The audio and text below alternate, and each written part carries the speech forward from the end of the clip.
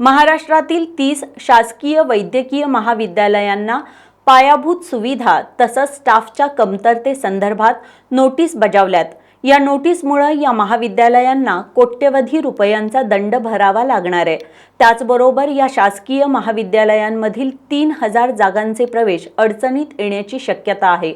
काँग्रेसचे विधान परिषदेतील गटनेते आमदार सतेज पाटील यांनी याकडे सरकारचं लक्ष वेधत शासकीय वैद्यकीय महाविद्यालयांमधील स्टाफबाबत धोरणात्मक निर्णय घेऊन महाविद्यालयांच्या मान्यता टिकवण्यासाठी प्रयत्न करावेत अशी मागणी केली। या संदर्भात उत्तर देताना उपमुख्यमंत्री अजित पवार यांनी सरकार यांची गांभीर्याने दखल घेत अधिवेशन संपण्या अगोदर याबाबतची भूमिका जाहीर करेल असं आश्वासन दिलं। सन्मान्य उपमुख्यमंत्री महोदय येत आहेत म्हणून एक वेगळा मुद्दा मला मांडायचा। दादा, मागच्या 15 दिवसापूर्वी राज्यातल्या 30 वैद्यकीय महाविद्यालयांना NMCच्या नोटीस आलेल्या आहेत। मला वाटलं वैद्यकीय शिक्षण मंत्री असते तर मी हा विषय, परंतु तो नगर विकासकडे असल्यामुळे तुमच्याकडे उत्तर आलं।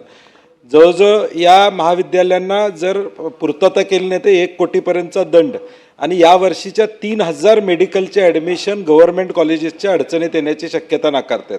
आता लगेच उत्तर मिळेल असं मी म्हणत नाही, परंतु सन्मान्य दादांना माझी विनंती आहे की या संदर्भात शासनानं आज नाही उद्या भूमिका जाहीर केली पाहिजे। NMCच्या जर नोटीस 30 वैद्यकीय महाविद्यालयांना या राज्यातले आले असतील, त्यामध्ये स्टाफचा विषय हा मेजर आहे। आम्ही अनुभवलेलं आहे, नवं वैद्यकीय महाविद्यालय राज्यात चालू झालं की कोल्हापूरचा स्टाफ सिंधुदुर्गला जातो, सिंधुदुर्गचा स्टाफ कोल्हापूरला जातो ज्यावेळी इन्स्पेक्शन असेल। तर एक धोरणात्मक निर्णय दादा या संदर्भातला होणं अभिप्रेत आहे, जेणेकरून यांच्या मान्यता यावर्षी टिकतील।